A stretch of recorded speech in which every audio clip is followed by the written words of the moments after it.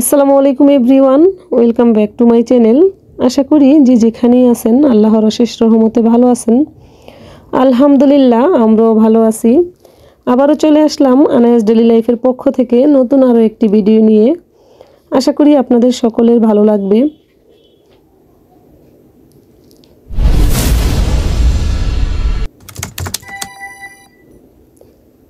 আর ভালো লাগলে প্লিজ আমার চ্যানেলটা সাবস্ক্রাইব করে পাশে থাকা বেল বাটনটি ক্লিক করে অল অপশানে প্রেস করে দিবেন, যাতে আমি ভিডিও ছাড়ার সাথে সাথে নোটিফিকেশন পৌঁছে যায় আপনাদের ফোনে, আর আপনারা আপনাদের সময় মতো দেখে নিতে পারেন।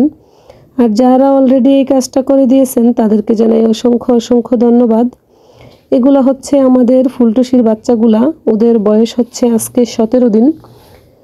তো ওরাই এখন পর্যন্ত একটা ভ্যাকসিন পাইছে, 3 দিনের যে ভ্যাকসিনটা BCRDB ভ্যাকসিনটা করা হয়েছে, আর 21 দিনের দিন হচ্ছে আরেকটা ভ্যাকসিন করব।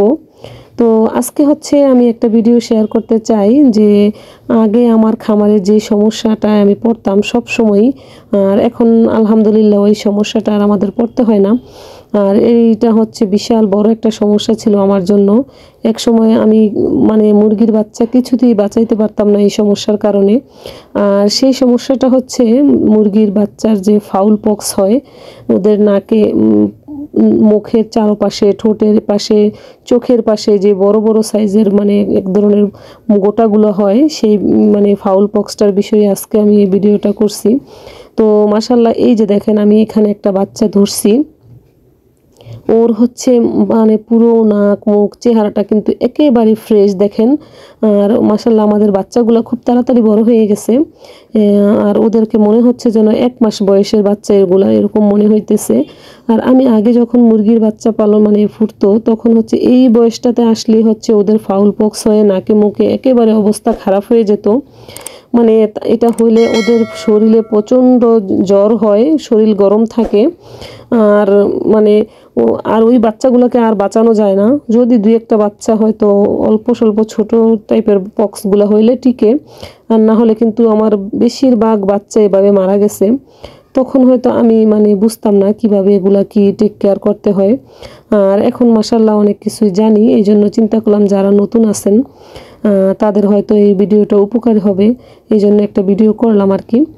আর এখন হচ্ছে আমার খামারে যতগুলা বাচ্চা আছে 2 মাস প্লাস বা 3 মাস প্লাস বয়সী, এই যে ছোট 0 সাইজের বাচ্চা, তো আলহামদুলিল্লাহ আমাদের কিন্তু একটা বাচ্চারও কোনো প্রকারের ফাউল পক্স হয় নাই। আর এই জন্য হচ্ছে আমি দেখাইতে পারলাম না আর কি ফাউল পক্সটা কীরকম হয়। আর আগে হচ্ছে আমার এই পক্সের কারণে কিন্তু দেখা যায় 20টা 30টা বাচ্চার থেকে মাত্র 3-4টা, সর্বোচ্চ 5টা বাচ্চা বাঁচত, এরকম হইতো। আর তখন হচ্ছে আমি ছেড়ে পালন করতাম মুরগি, বাচ্চা ছেড়ে একেবারে ছোট থেকেই 3-4 দিনের পর থেকেই ছেড়ে পালন করতাম, বাসার পাশে খাঁচা দিয়ে আটকে রাখতাম, এরকম করে রাখতাম আর কি। তো তখন হচ্ছে যে আমাদের বাচ্চা টিকতোই না। আর এই ফাউল পক্সটা হয় কেন, সেটা হচ্ছে মূলত এটা হয় মশা যখন কামড়ায়, মশার কামড় থেকে এই ফাউল পক্সটা হয়ে থাকে। আর মুরগির ঘরে হচ্ছে পর্যাপ্ত আলো বাতাস না থাকলে কিন্তু মশা, একটু অন্ধকার টাইপের থাকলে কিন্তু অবশ্যই মুরগির ঘরের আশেপাশে মশা থাকে। আর আমরা কিন্তু আমাদের খামারে কিন্তু কোনো প্রকারের, আর প্রয়োজনে হচ্ছে মুরগির খামারের চারপাশে হচ্ছে মশারি দেওয়ার ব্যবস্থা করে দিতে হবে, যে এই রুমটাতে বাচ্চা থাকে এরকম। এই যে দেখেন আমরা কিন্তু এখানে এই ঘরের চারপাশে কিন্তু আমাদের মশারি দেওয়া আছে।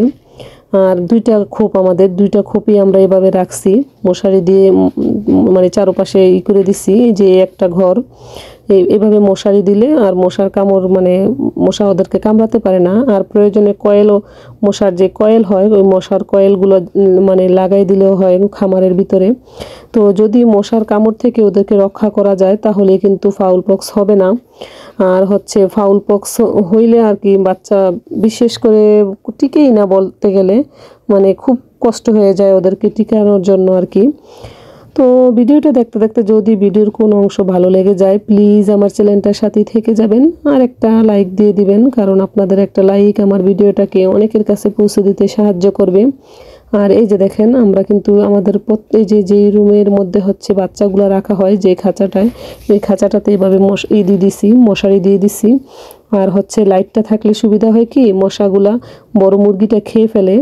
তো আমি আজকে অনেকক্ষণ দাঁড়িয়ে দাঁড়িয়ে দেখতেছিলাম যে মশা যদি এই যে ফাঁকা দিয়ে দুই একটা ঢুকে তাহলে কিন্তু ওই যে লাইট থাকার কারণে এই সুবিধাটা হয় আর কি, মশাগুলো খেয়ে ফেলে। তো সকলে ভালো থাকবেন, সুস্থ থাকবেন। আজকের ভিডিওটা কেমন লাগলো জানাবেন। আসসালামু আলাইকুম।